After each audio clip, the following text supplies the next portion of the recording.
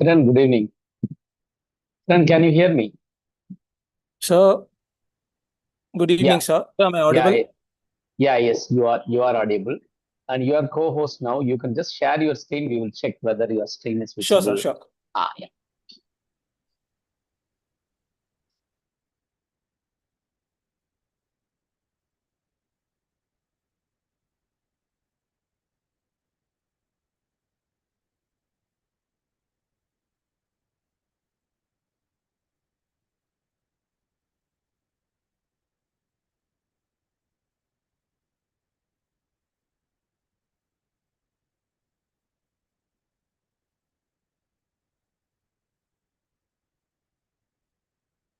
So is my screen visible? Yes. You have to make it full screen. Yes, sir, I'll do that, sir. Yeah. Your voice is clear, so no worries. Right. Just check your video. Yes, sir, yes, sir. I have turned it off. When the session starts, I'll turn it on. Yeah. Fine. Yeah, Sure, sir. it's looks fine. Okay. Video is fine. Just move the screen. Yeah. Yes. Good. Yeah, it's moving. It's fine. Okay, sir. Done. Okay. Yeah. You can stop. You can stop sharing the screen. Okay, sir. Yes, sir.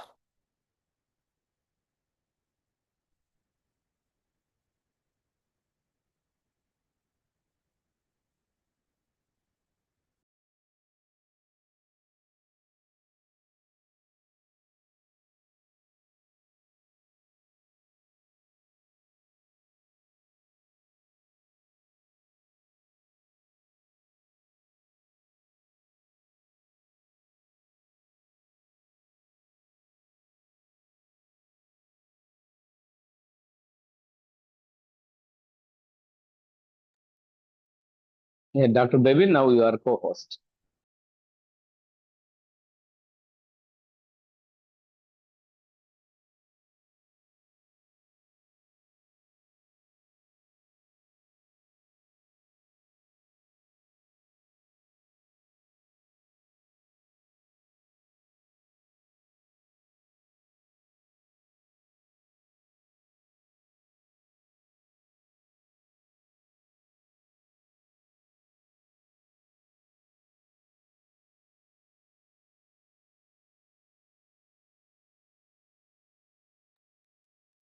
Bebin, can you share with the audio? The audio is not there. Just stop and then stop sharing, and then when you share, you have to enable that audio.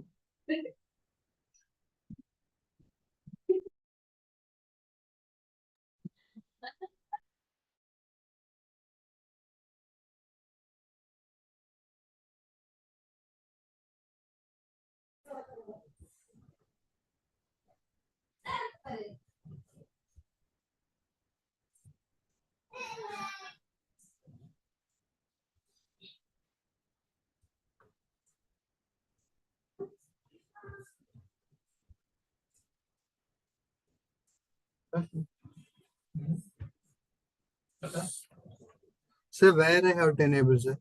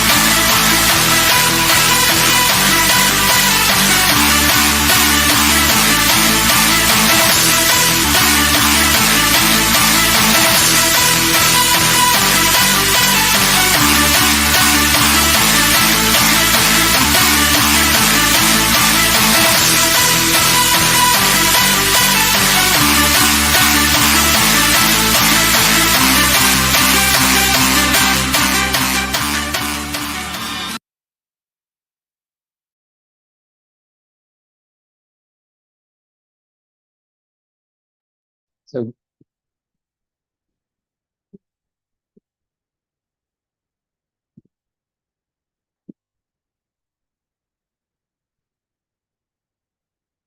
yeah, good evening all, and we are happy to have you here on day 2. I will wait for 2 more minutes and we will start exactly at 7 p.m. Thank you. Just before getting into the session, I would like to remind you that you will be kept mute because the entire session is being live streamed through YouTube.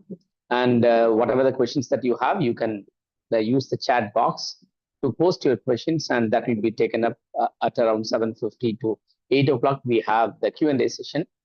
And you can also feel free to contact the speakers. We will share you the email ID of the speakers of this particular series with you through the WhatsApp group.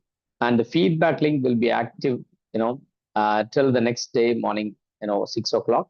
And it will be shared. The link will be shared only in the Zoom chat box, and it will not be shared in the WhatsApp. Thank you. Yeah, Kiran, you can just share your screen. Sure, sir. Am I audible, sir? Yeah, yes, you are.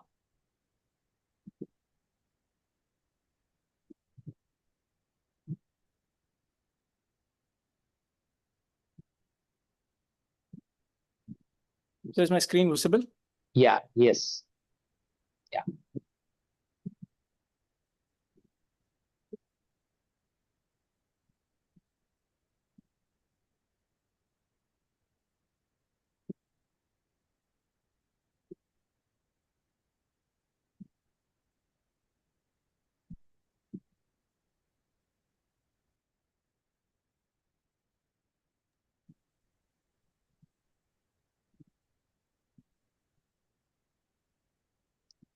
Okay, time is 7 o'clock, and we are very happy to have you here on the day 2 of this series on qualitative research in political and social sciences.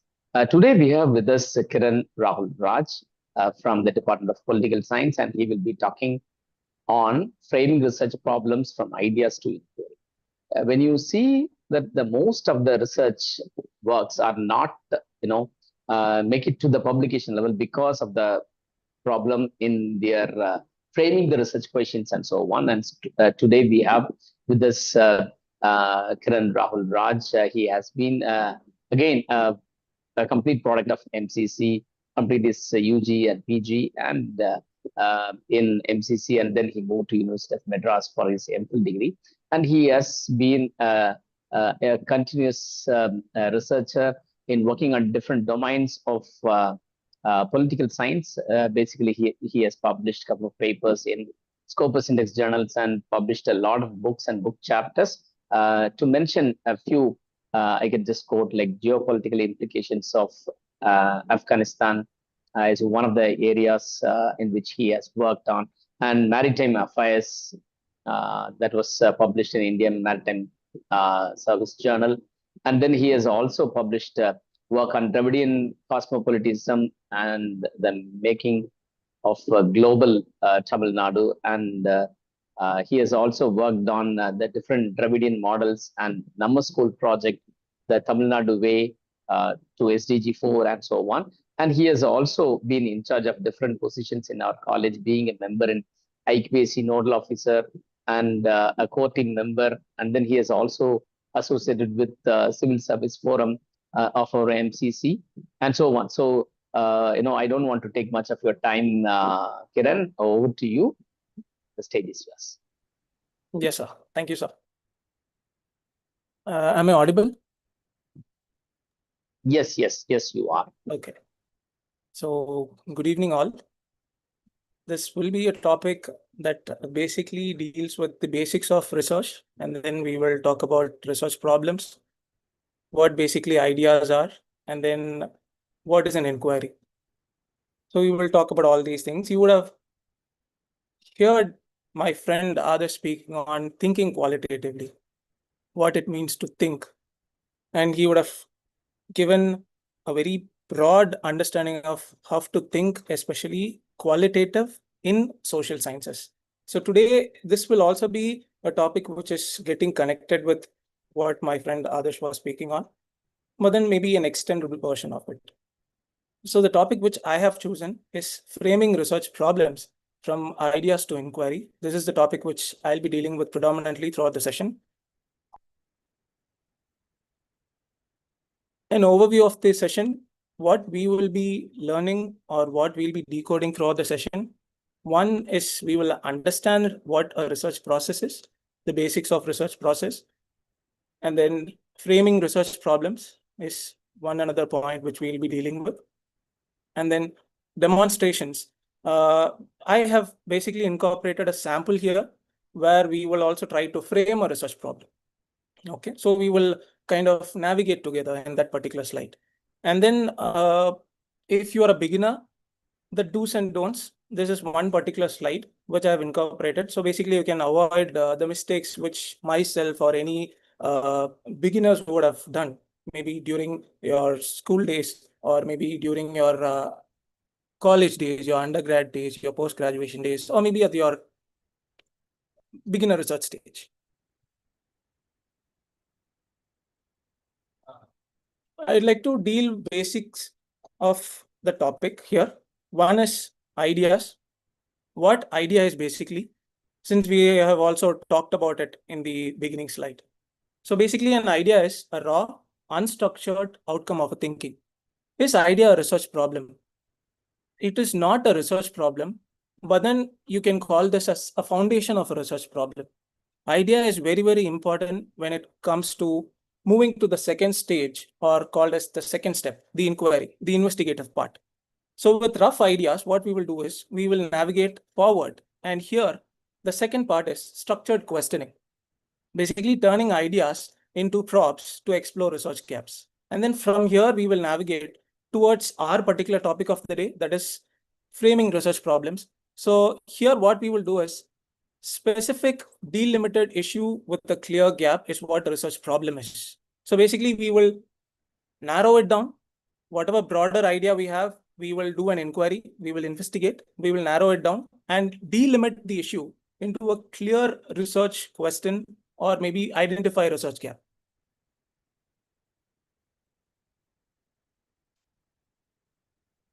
Up next is research process.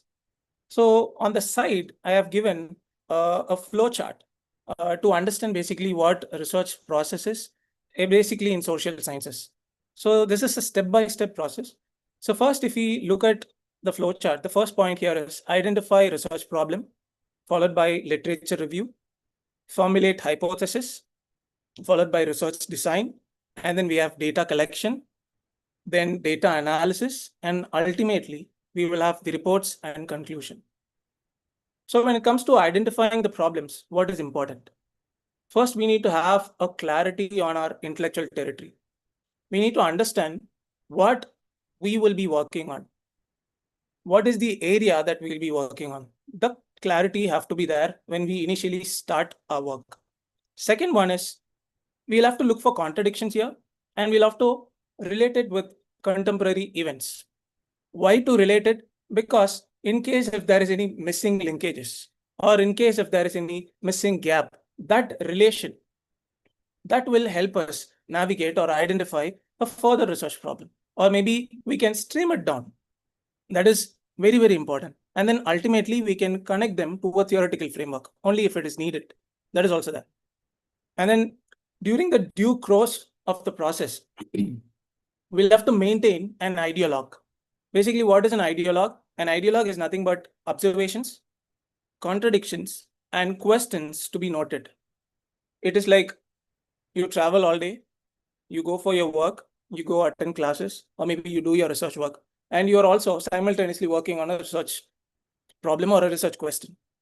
Sometimes, maybe when we travel, there will be a point that pops up in our mind. Most of the time, maybe during my early experiences, I tend to keep these points in my mind, but then I kind of forget it when I reach back home. And these days, it is much more worse after me joining the work. Maybe after the class, during class hours, there will be a research idea that will pop up in my mind, or maybe a continuation of an idea. But then I'll tend to miss it even 5 minutes later on, because we are also in one particular position where we tend to do multiple tasks. So maintaining an ideologue is very, very important. And this, in fact, will help us navigate throughout the research journey. And the next one is read with a framing lens. Whatever we read, we should have an approach of framing a research question. The lens has to be applied. Good framing relies completely on critical reading. So what is important here? It is directly getting connected with literature review. So whatever we read, we should first log it down. Second, the more we read, yesterday my friend Adarsh was also talking about it. The more we read, we will be in a better position to connect different dots. And that is how we will also navigate with a research question. Sometimes what question we started with might not even be relevant when we navigate or do the further reading. So further reading or reading is very, very important, and critical reading is the most important one, which you will have to prioritize first. Next one is summarize the consensus and rough initial findings. When we do this, we will kind of tend to identify the gaps and contradictions. This is very, very important. And the rough initial findings are, in fact, only a rough findings. When we navigate forward, these rough findings will later on be polished and will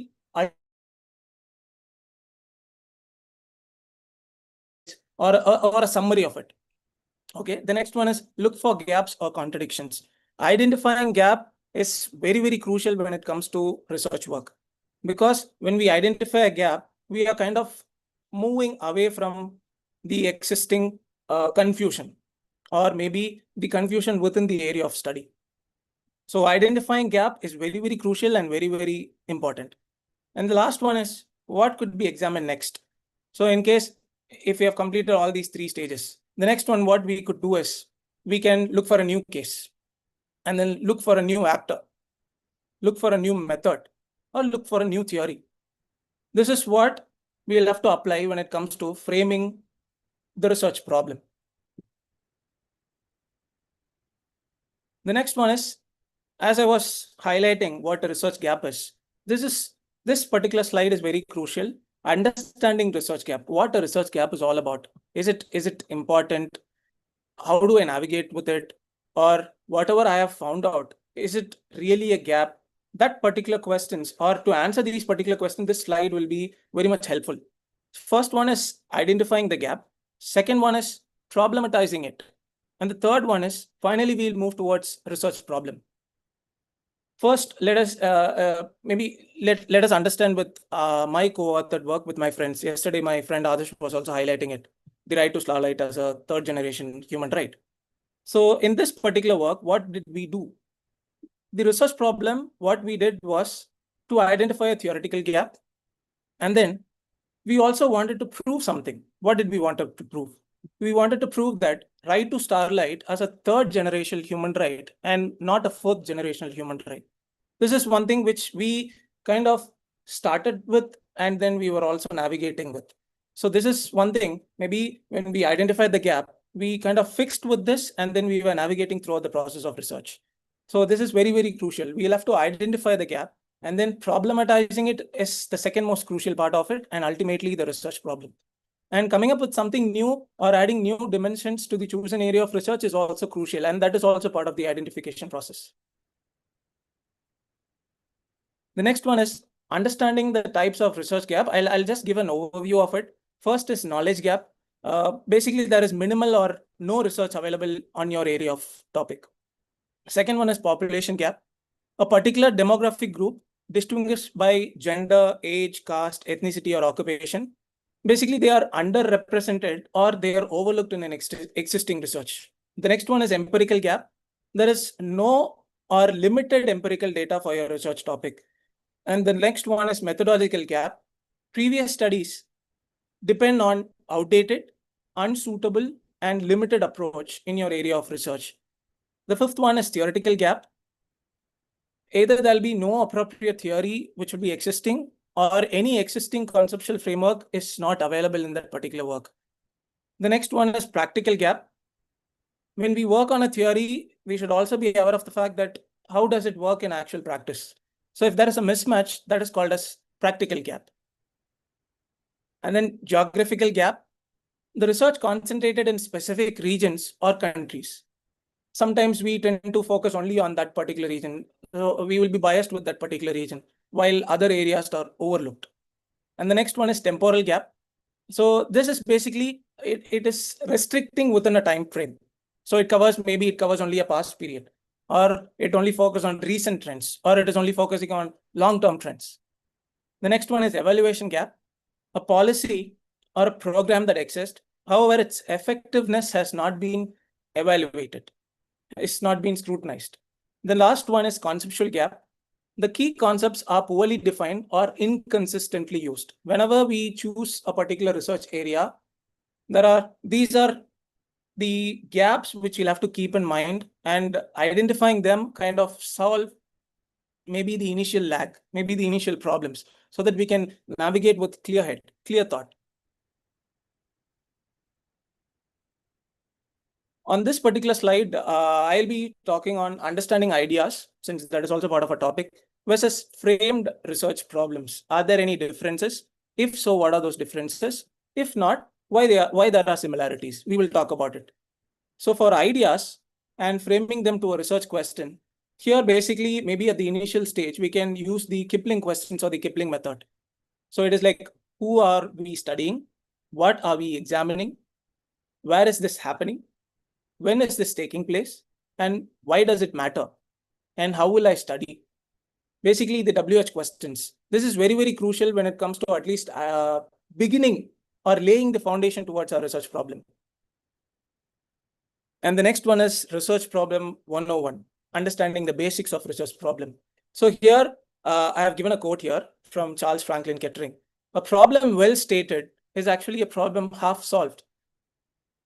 When we kind of find out or figure out what a problem is, and we are stating it well, which means our problem is half solved. The later part is only the research question, the research process, and then the findings. So how do we go it? Or how do we go ahead with this? First one, the primary one, understanding the nature of a research problem. So research problems are considered overarching inquiries that originate within a researcher's mind concerning a specific domain of interest. Either he or she is willing to investigate in the foreseeable future. And then why this is important? This acts as a guiding light. Once we are defining the research problems in a well-structured manner, this will serve as a guiding light. So we will not deviate. The next one is research problem is not equal to the title of the work. That is also very, very important. The title of the work and research problems, both are different. The second possible question on what a research problem could be is any existing gap, we were talking about it, specific issue, or a challenge in the area of study could constitute a potential research problem. The third one, why is it imperative to identify them? It will help us align with our research objectives, and it will kind of restrict us from moving or revolving or exploring aimlessly in the area of study which we are finding or which we are involved in. This is very, very important. The next one, many researchers do not understand the importance of properly defining the research question. This is also getting connected with the earlier slide. Most of the researchers, they basically tend to neglect this particular section, properly defining the research problem. This is where they'll also lose or lack concentration. And finally, without a defined research problem, we kind of move in multiple directions, oscillations. So that to avoid it, we should have a proper, well-defined research problem. Next one, how do we do it? Narrowing down the broader problems. Maybe we will be interested in working on a particular area. And then, for example, let us say, I have also added these examples in the slide. For example, understanding or studying the thermal power plants and its environmental impacts for the whole of India. Here, there are basically multiple problems. Whole of India, it is a broader area. We'll have to narrow it down. Thermal power plants in India, again, a broader area. We'll have to travel more field visits. So we'll have to narrow it down. So these are all basically the ideas which you'll have to keep in mind to narrow it down, to restrict the scope so that it'll be a well-structured problem. The next one is lack of clear framing. This eventually will lead to rejections. All these 3 points, they align together, they align one by one. So first and the most important one is defining or clearly defining the research problem. The next one is narrowing down the problems, the broader areas, cut it down, narrow it down. And then this will give us a clear picture of how we will be going ahead with the topic that we have chosen. How to choose a research problem. Maybe this is, you can consider not as an advice, maybe my experience, especially for beginners who are new into the research. Interest also matters, and sometimes interest matters. Why does it matter? Sometimes we will have vague idea, and why I'm connecting here with interest is because our vague ideas, most of the time, we start working in a particular area of work, and then we kind of, after a week, we move away from that particular area. We'll be interested, or maybe some other topic will fascinate us more. We will jump there. And then this is one of the problem which we tend to have as beginners. So if we are interested in a particular area, it'll help us navigate towards identifying and defining a good research problem. Basically, it'll be acting as a bridge between the existing knowledge and moving towards the future research. This is very, very crucial. And the next one, this will also help us in continuation of work. When we have interest, we will eventually make ourselves more efficient in that particular area, to dig more, to do more review of literature, to analyze the questions properly, because we are interested in that particular area. These are all for beginners. Okay, so interest also matters. The next one, these are all different terminologies. Again, maybe an experience point of view or an advice point of view, you can keep in mind. These are all different terminologies that are being used in our day-to-day life in research, especially. So analyze, argue, compare, contrast, describe, determine, develop, and etc. We should have a clear understanding of what these terms are. Analyze is completely different from determine. Analyze is completely different from develop. This is only a small input, which when you start your work, maybe you can be very, very considered about the words or choice of language or vocabulary. That is why I've highlighted it here, research vocabulary. That is very, very crucial when it comes to research. And the next one, language matters. We might be convenient in regional languages. Sometimes we tend to think in our mother tongue, and then we convert that into English. This is one such problem which most of us, maybe at the earlier stage, we would have felt. But then the very idea of qualitative research, especially in social sciences, is out of this particular language called English, hegemony of English. So language is a structure, and to understand it, we need to research the proper vocabularies. We need to have a basic understanding of it. Why to use, what to use, pause for a minute, think, and then apply that particular word. And then basically language shapes our thinking. So this is one important tip which I would like to give for the beginners. The next one is about drafting a research problem. How do we draft a research problem? Since we were also talking about the W questions, after moving with the W questions, we will identify the gap, and then ultimately we will frame the research problem. I have incorporated here another co-authored work with my friends. My friend Adarsh was also highlighting this yesterday. Tambaram's IAF Road as liminal military landscape. And how did we approach this particular topic? Basically, this is a regular encounter which we, during the break, during the intervals, we go out, we have a coffee or maybe a juice or maybe a snack, and then we'll come back. That was the larger picture behind this particular topic. And finally, one particular day, we talked about it. So we constructed it like road as a space. Spaces are geographic.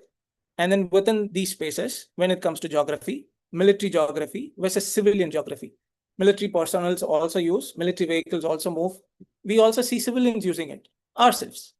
And then the research problem which we had in our mind was, how do we prove that this particular road, IAF road, is part of the liminal military landscape according to, or as coined by Ross McGarry's concept of liminal military landscape. So ultimately, we worked on it, and finally, this was getting published. So the drafting of the problem starts basically with the W questions: why, what, when, and how. And ultimately, we have reached to a stage where we, in fact, got this published. So this is very, very important. And whatever we deal in this particular session is crucial and important. So every slide, maybe I'll use this repetitive word: this is important, this is significant. So forgive me on that. And then the delimitation and justification. This is again crucial because this is very helpful when it comes to limiting ourselves from not exploring the unwanted areas. So a well-framed problem does not necessarily explain all aspects. So delimitations comprise of various factors.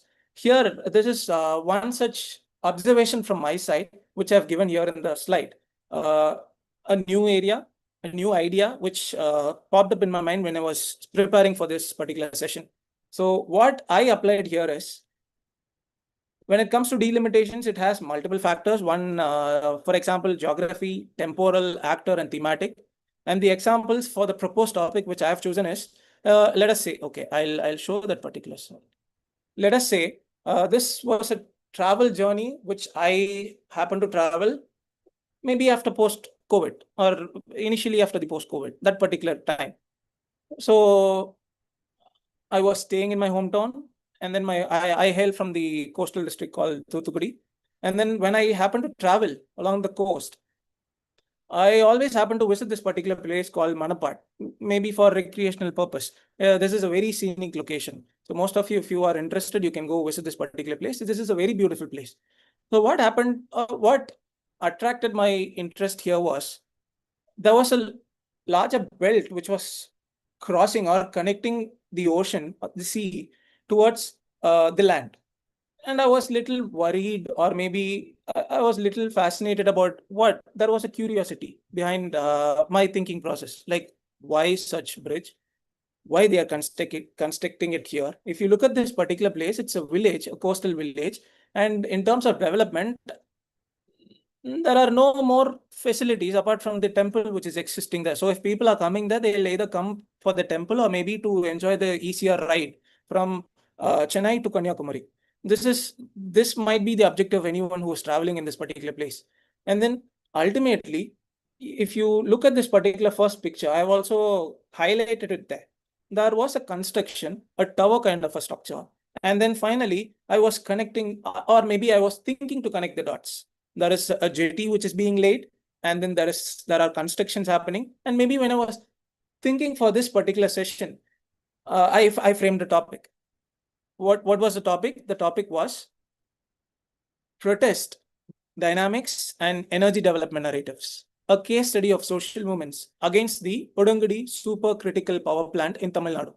And here I have applied it here on the factors above. One, geography, Udangudi village, Tiruchendur Taluk, Thoothukudi district, and Tamil Nadu.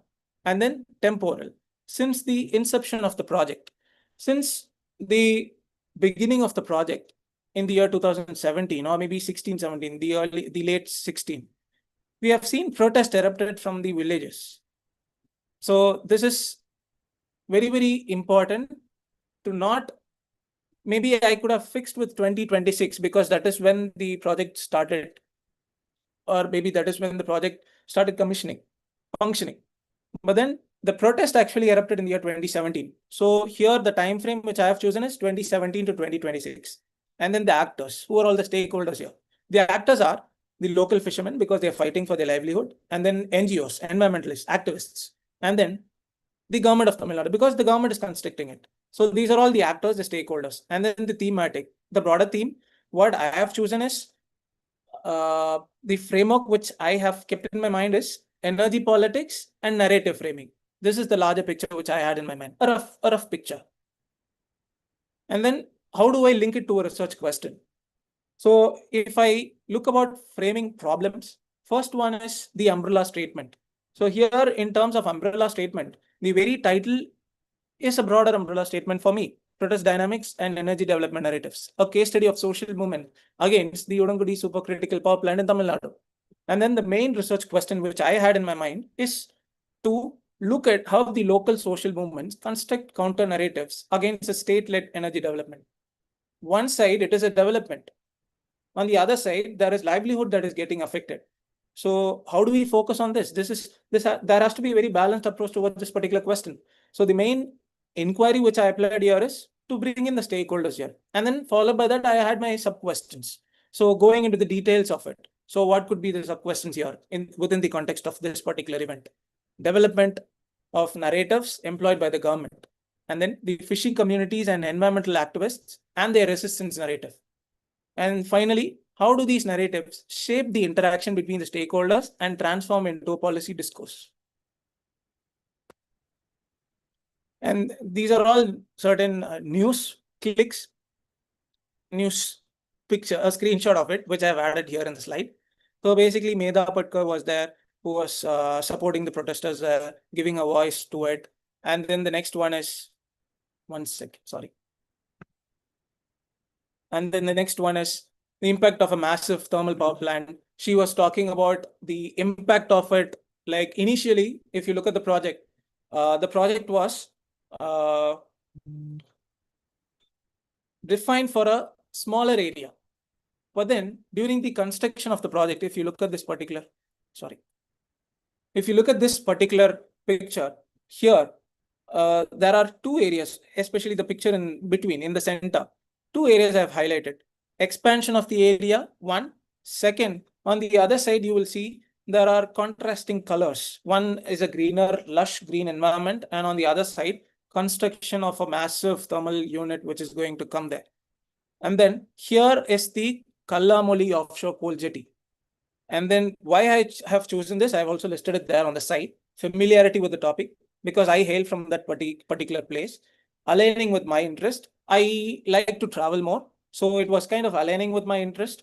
During travel, we can also do our research work. That is also there. And then questioning those interests. And then identifying a workable gap. And ultimately, investigation. That is what we are doing now. And can this be published? Yes. There are patterns. There are similarities. For example, you might be remembering that there was a protest in Kodungulam when this nuclear power plant was constructed in this very land of Tamil Nadu. So there is actually a work which was published, and then this is published in Sage. The title is Anti-Nuclear Movements in India, Protests in Kodungulam and Jaitapur. This is the broader topic. Yes, there are similarities. We can publish it. And then, in fact, for a book chapter which I was working on, I worked on the Sterlite protest. That is again from my own personal experiences. When the protest was actually happening, I was there, present, but not as part of the protest. But then I was there in the hometown. How a peaceful protest turned into a violent one. So there are patterns. There are similarities. And then looking or mapping with global scenarios. Even in Taiwan, multiple parties, they joined together and they had gone for a possible protest against a nuclear restart. So there are patterns. There might be a number of other events as well. I have, just to bring in comparison, similarities, I have added one particular event here. And then this is some small recap, a quick recap, like what did we learn in this particular section. Here, first we learned, or maybe we discussed about identifying a research problem, basically maintaining an ideologue to constantly monitor the developments and possible research questions, and then identify the research gap. So we talked about the types of research gaps, and then drafting research problems, and then delimitation and justification. And the last one is framing the research questions. All these individual single points are equally important, equally valid. Next is section 2, well-framed problem. How to go about it. What makes research problem well-framed? There are a few parameters which you'll have to keep in mind. Specificity, that is the key. The units of analysis must be clearly defined. The context of the problem has to be clearly specified. The boundaries must be identified, what to include and what not to include.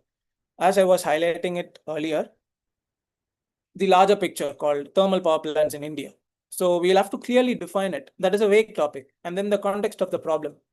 It is not that thermal power plant in India case study. No, that is not how it works. We'll have to clearly specify it. And then the boundaries must be identified.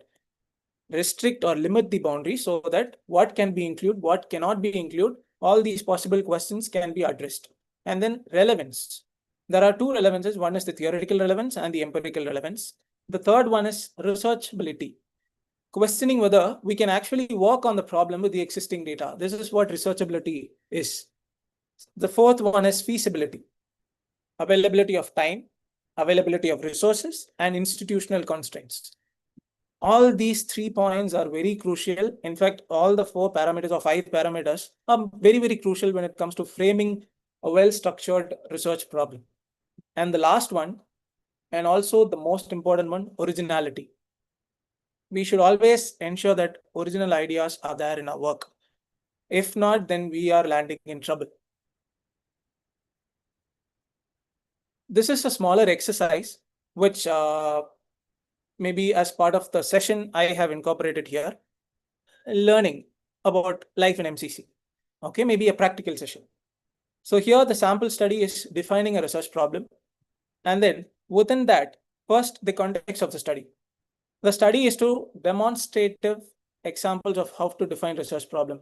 And the tentative title which I have chosen here is Life in MCC. And then the aim of the study is to qualitatively study the life in MCC. The next one is core challenge. We were also talking about it, conceptual clarity. When it comes to clarity, there are a few parameters which you'll have to keep in mind. The central issue here is if we focus on life, whose life are we studying? We'll have to expand it, expand the idea of life here. Life in MCC is very broad and ambiguous. It potentially includes humans, and within humans, there are multiple factors: students, faculty, visitors, the daily entrants, maybe the vendors who come and supply goods. And then we have the vendors and business personnel who visit the halls, the hostels to supply food, and also to visit the canteens, maybe to visit the faculty members, maybe at times. And then the parents. When it comes to parents, there are again multiple stakeholders: the current students' parents, the alumni's parents, prospective future students, their parents coming and inquiring, and then finally alumni and guardians. So even within MCC, there are multiple factors which you'll have to keep in mind. And then the non-human entities, animals within the campus. We have deers, we have dogs. So there is wildlife within the campus. That also have to be kept in mind when we talk about life in MCC. And then, in fact, this diversity creates conceptual complexity and not conceptual clarity. So this is very, very important. What do we do next? The next one is need for delimitation. We are applying whatever we have studied or whatever we have listened or whatever we have decoded till now. Need for delimitation. The research problem must be narrowed down for feasibility, narrowing it down from a broader area, narrow it down. The next one is, for instance, students of MCC. Maybe we can restrict to the students of MCC. Defining who is a student. When it comes to the idea of student here, even within this narrowed scope, there are ambiguity which will persist. For example, PhD scholars. Do we consider them as students, or on the other side, whether we shouldn't be considering them as students? And then we should also define the operational procedures. For example, how do we keep these particular students, or how do we frame them when it comes to incorporating them or not incorporating them? Students may be defined as those who possess voting rights when it comes to electing the class representatives. In this case, at least within the context of MCC, this may restrict the category to UG and PG students only. So PhD scholars, they will not be part of it. So here we are again delimiting. And then the population and feasibility. This is one more important area when it comes to identifying or framing a well-structured research problem. Approximate student population in MCC, approximate, is 6,000 students. Let us keep in mind. And then we will also have a time constraint here, 3 months. What is the challenge here? We'll have to conduct interviews, survey the entire population. Census basically is not at all feasible. Then what do we do? Introduction of sampling. So the solution here is to use a sample. So the definition is a sample is a subset of a population. So we will choose a sample size which represents the characteristics of the whole population. So that is very, very crucial here. And then ensuring representativeness. So what do we incorporate here? The samples must reflect diversity across three parameters. One, academic level. Second, student categories. Third, streams and structures. When it comes to academic level, we have UG only departments, we have PG only departments, we have departments with both UG and PG, we have departments with and without PhD program. So there are different parameters again. And then student categories, the halls of residence, and then the day scholars, and then gender. Gender is also very, very important when it comes to this particular study, life in MCC. Why? Because 50% or more than 50% of women consists the population of MCC. In that case, the sample should be representative of the whole. So gender is also one of the crucial points which you'll have to keep in mind and consider. The next one is streams and structures, aided stream and self-financed stream. And then variation in student experience. Life in MCC will definitely not be uniform. My friends' experience here when we were as students, or maybe when we are as faculty here, is completely different. So life in MCC is not at all uniform. Experiences differ. Residential status, apart from the experiences, personal experiences, the other experiences which differs are residential experience, residential status, academic streams, and departmental structures. And then the key insight, defining research problems involves clarifying the concept, example life, which we have chosen here, identifying the target group, example students, which we have narrowed it down, operationality, defining categories, example who qualifies as a student, and then finally ensuring feasibility and representativeness. This is a very, very simple topic when we look at it, but then it requires a careful conceptual, theoretical, and methodological precision to in fact even study the life in MCC.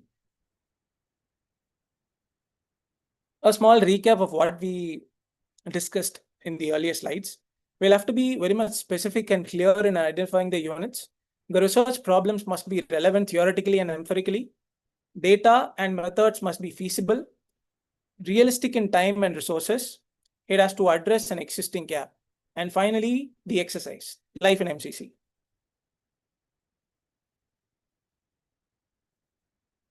Section 3 is avoiding common mistakes, tackling the mistakes.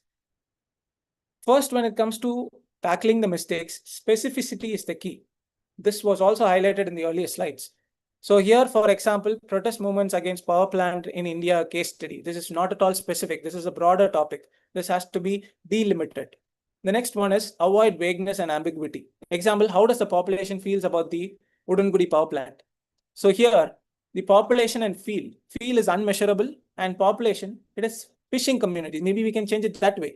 So instead, we can use how do fishing communities construct counter narratives against the power plant. This is the tentative topic which I introduced you in the earlier slides. And then there should be a clear research gap. When there is no clear gap, it means that the study which we are involving is moving towards failure, or it is an aimless study. The study here, for example, examines protest against the Udangudi power plant. Instead, maybe we can use it this way. How do fishing communities' narratives challenge the state development? Maybe we can identify the gap and be precise on it.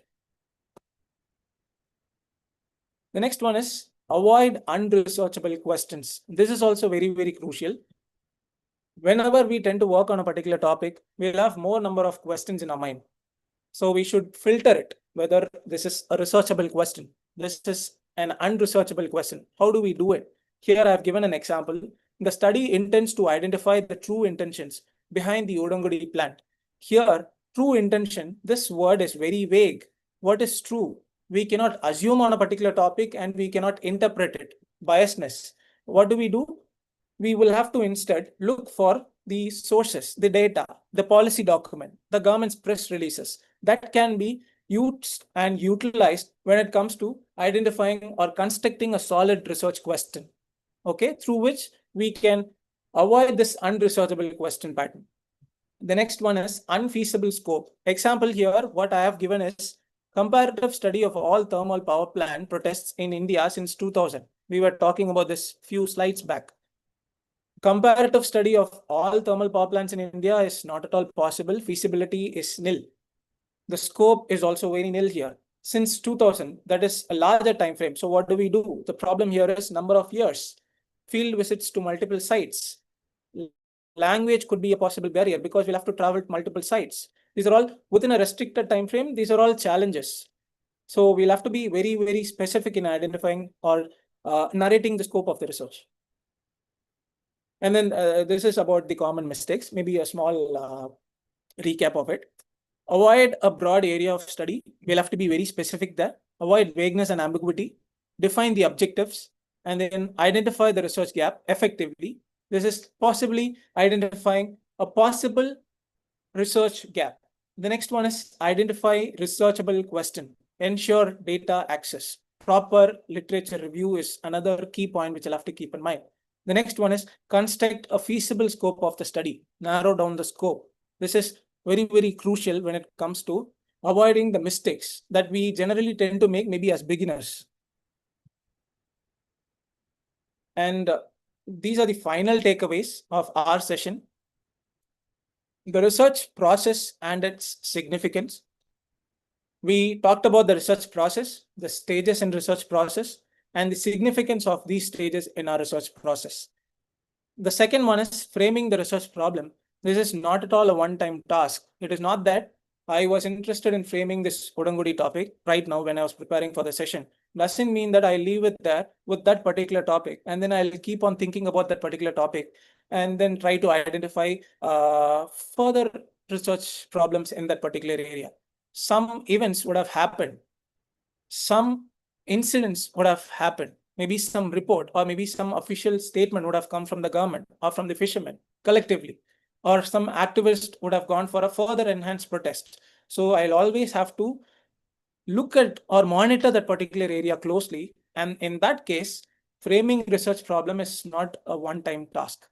We'll have to narrate it multiple times based on the events that has been happening throughout the process of research. So this is not a one-time task. The next one is importance of writing a well-framed research problem. This kind of solves half of the problem as we discussed. And then the fourth one is avoiding common mistakes.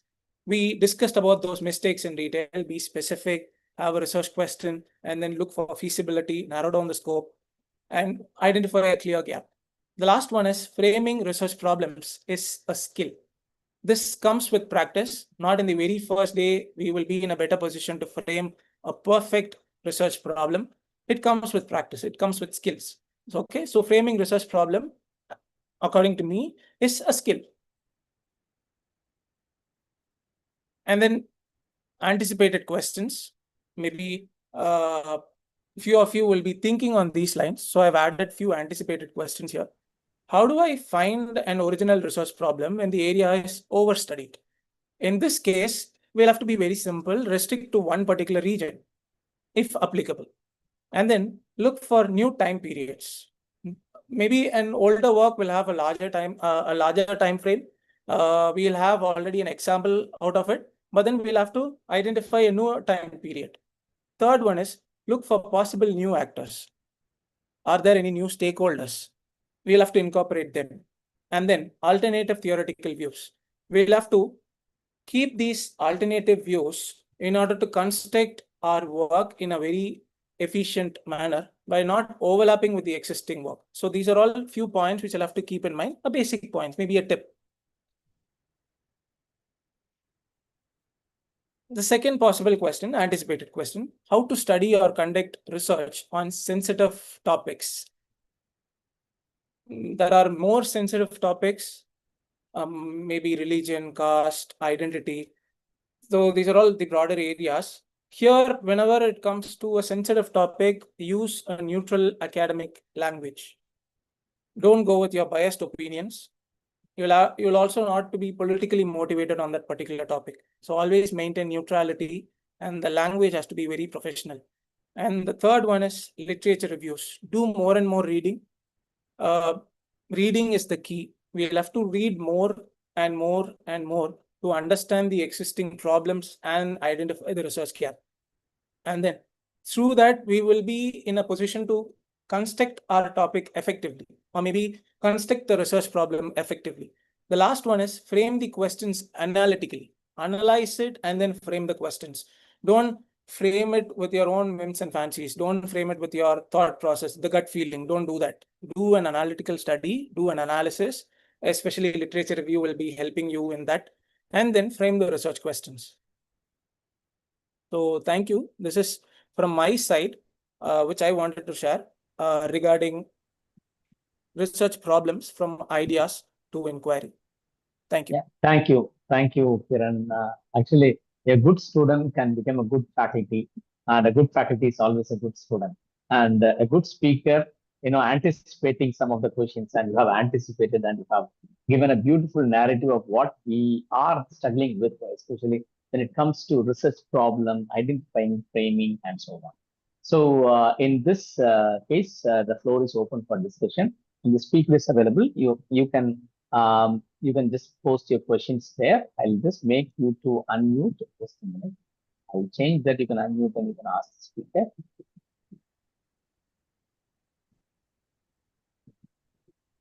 Just a minute.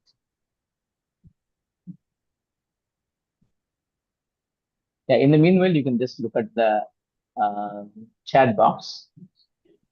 Yes, I'll Sir, do good that. evening, sir. Yeah, yes. Good evening, sir. Yes, good I'm evening. audible, sir. Yeah, Yeah, you're yes. audible. Sir, I have a doubt, sir. When we are working on a particular research problem, it will lead to some other problems, some more research problems. It will make an oscillation when we are working on a first research problem we took. How to handle the situation, sir? See, first of all, we should have an understanding of what we are actually working on. That is why we'll have to do not oscillate between the research questions. We'll have to narrow it down and we'll have to stick with a specific question. So in the due process, our mind tends to oscillate. Maybe an additional question will come into the scenario.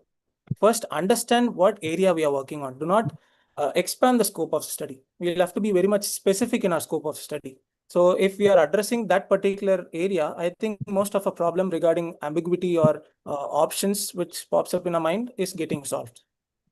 So I hope I have answered your questions. Yes, sir. Just Thank you, like sir. put Thank you like so much. one at a time, even if you have some questions in between.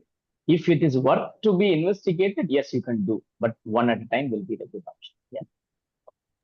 Next. Okay, sir. Sure, sir. Thank you for your clarification, sir. Yeah, thank you. Hello, sir. Hello. Yeah, yes, please. Hello, sir. Yeah. Yeah, very good session. You put it nicely. But I have one question. As you said, no, we have to narrow down the broad problem into the researchable one. Is there any technique or is there any specific method to do that scientifically? Technically, we can say narrow down, narrow down. Whether there is any method or any technique available to narrow down from the broad perspective to a narrow perspective. Or is it a casual one, casual way? Isolate, and narrow down. Is it the way? Do you have any idea about it or anything that you can suggest? Sir, it basically depends on the area that we are working on. That's the first thing. Second, what I have given here is an overview of how we can go with a possible area. That's why I have given case studies here. So based on the area of research, the answer to the question basically varies. And the examples which I have given here are the classic narration of how do we narrow it down when it comes to specific area of research. So, and here what we have focused is the qualitative research. So this is my answer to your question. Basically depends on the area that we are working on, the interest that we have on a particular area. Yes, I will just add one more point. Like, sir, when you in your own domain, like, I am not sure from which field you are come from, but my suggestion is like when you read, when you go through your field papers, you can precisely tell that how they have navigated beautifully to locate the research gap. Like anything that you can turn into a research problem, but how do you project it? That is an art. Yeah, exactly. I agree with you. But since we are also insisting our research scholars, you narrow down. But at the same time, is it possible for us to suggest some of the methods scientifically, or whether we can suggest some method which should have its own justification? That process of Yes. narrow downing, I'm saying. Yeah. Sir, we had a couple of sessions on literature review and narrowing down how to do that in the MCC Research Colloquium earlier and the upcoming FTPs as well. So I suggest please stay tuned for the upcoming episodes. Right. We'll go to the next one. Right. Okay. Hello, sir. Yeah, yes. please. Yes. Hello. Yes. It's audible. Yeah, yes. I'm Please. Madhusudan speaking. You have actually talked about the research problem, but I have one issue with the analysis part, especially with regard to the qualitative research, and that is actually. So I've done some studies on transgender studies, the issues of the transgender people in Kerala. So where actually in the analysis part, I have narrated some of the experiences of transgender people, transgender community. So when they actually they try to get some employment in metro, and where they actually narrated some of their bad experience and good experiences as well. The bad experience in the sense that they are not able to get rented houses. They have to travel all the way from far off places to come and work in metro. So in such cases, such kind of discussions and narrations are actually possible. So my question is actually narration. When you think about qualitative research, narration is possible. Narration of their experiences, whether it is bad or good or whatever may be. That is my question, basically. Okay, sir. So that's a very interesting topic that you are working on. When it comes to narration of the topic, what I would suggest is you can have few possible areas in your mind, and then maybe sharing people's experience is also part of understanding their realities. That is one way of narrating it.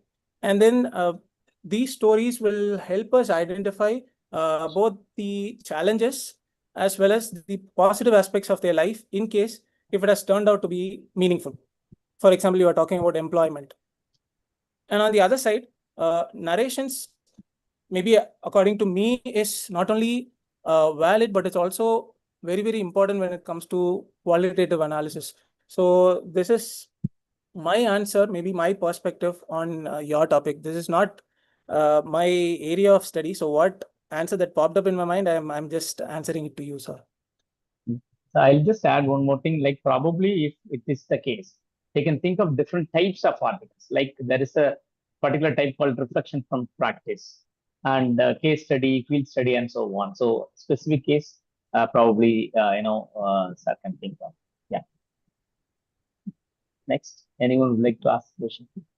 We have some more questions in the chat box. One of the questions is, I am a student of international relations working out the scope of maritime cooperation in the Indo-Pacific. Because of resource constraints, I have to rely mostly on secondary data analysis, which is mostly theoretical, but I'm afraid that it lacks the engagement or respect of an empirical research. Kindly guide me through. Office. Okay. What exactly is the problem in your question? I cannot identify, but then using secondary data does not mean that your research work is less valuable. And then, in fact, when it comes to international relations, traveling or doing primary data analysis sometimes might be restricted. So it is, yesterday my friend was highlighting on it. So he is working, he is interested in AFPAC region. Even my MPhil research and my PhD dissertation is also on Afghanistan.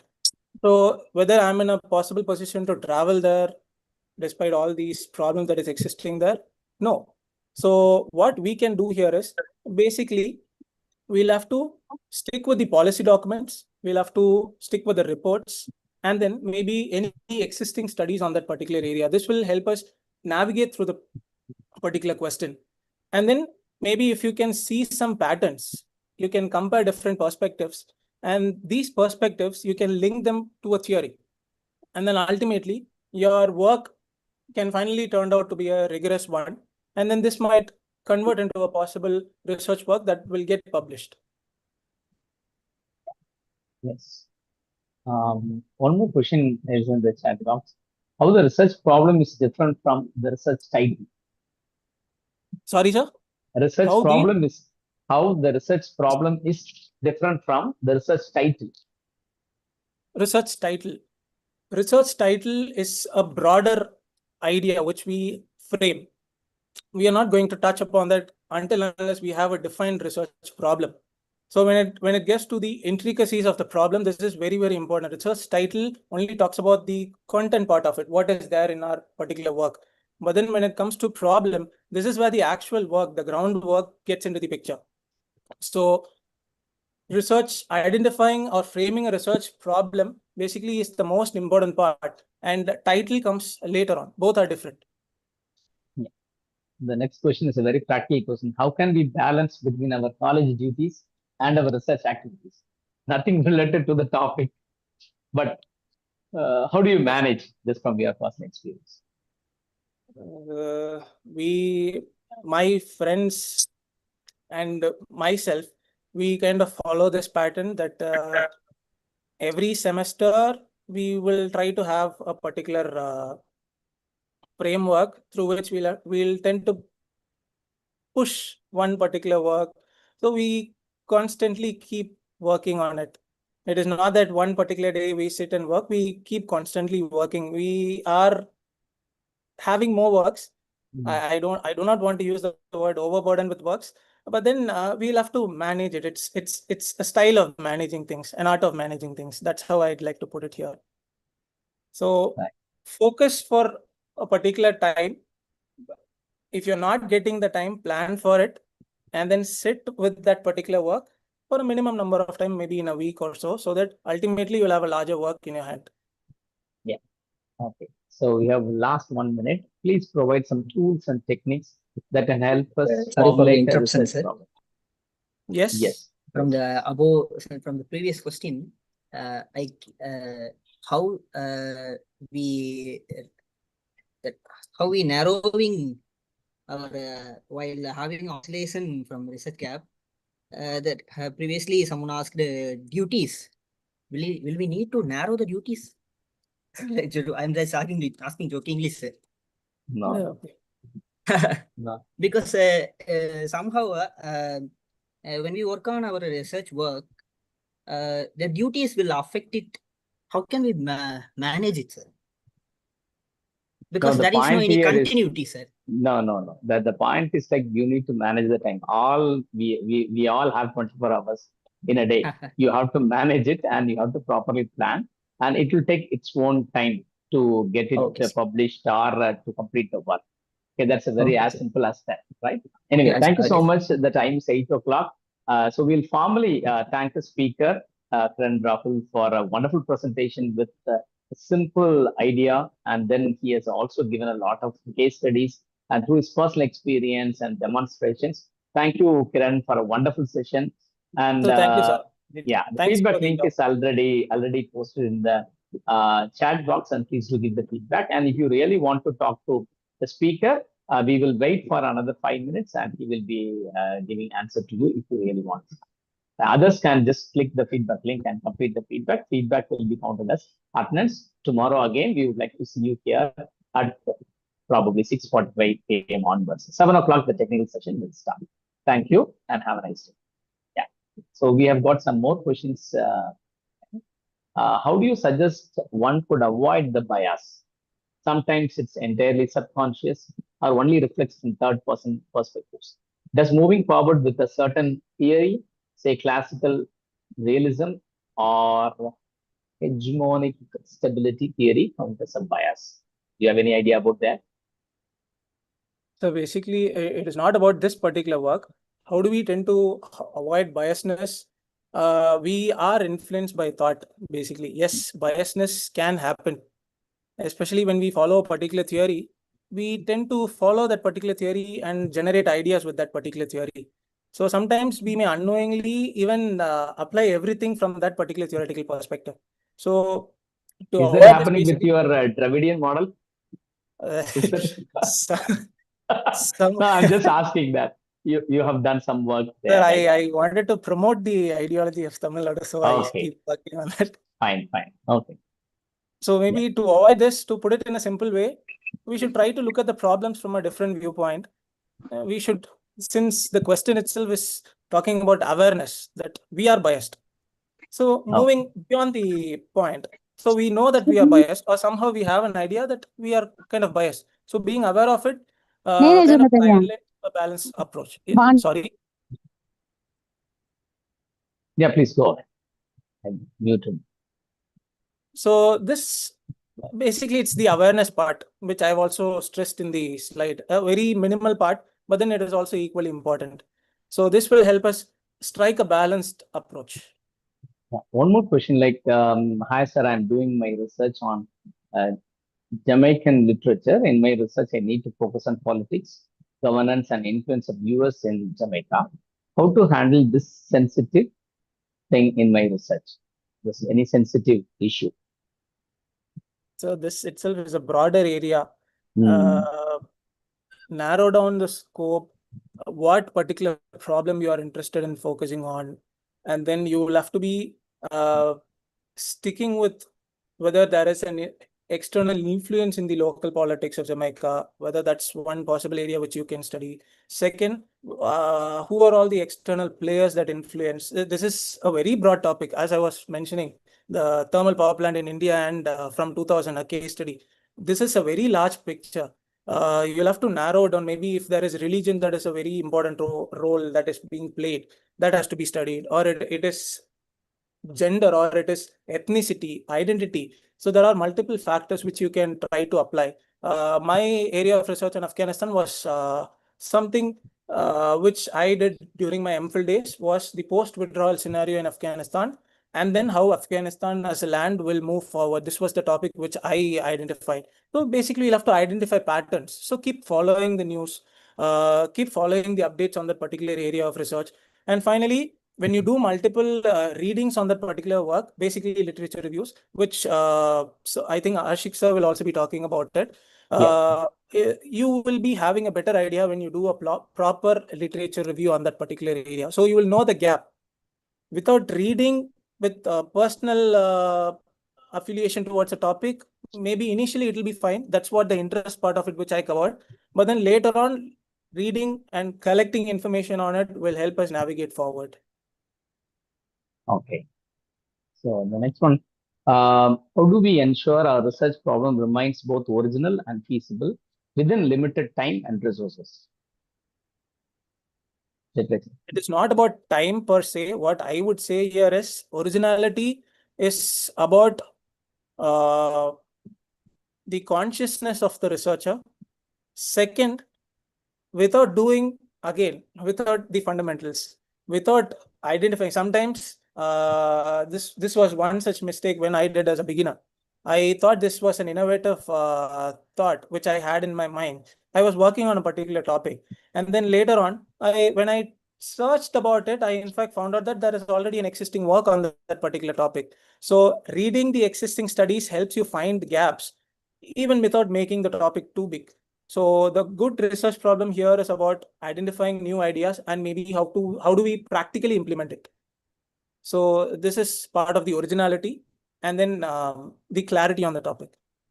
Okay. So thank you so much. And we have a lot of questions that are popping up, but we don't have a time to cover it. But stay tuned for the upcoming days, and you will get some more idea and clarity in this regard. Thank you so much. And we would like to close today's session. Please do give the feedback link. I will just finally once again post the feedback link here. Thank you, Kiran, once again So thank you, sir. Thank you. for spending some more time here in an informal way. Thank you so much, and Yes, sir. Thank you. have a nice Thank you all. day. Thank you.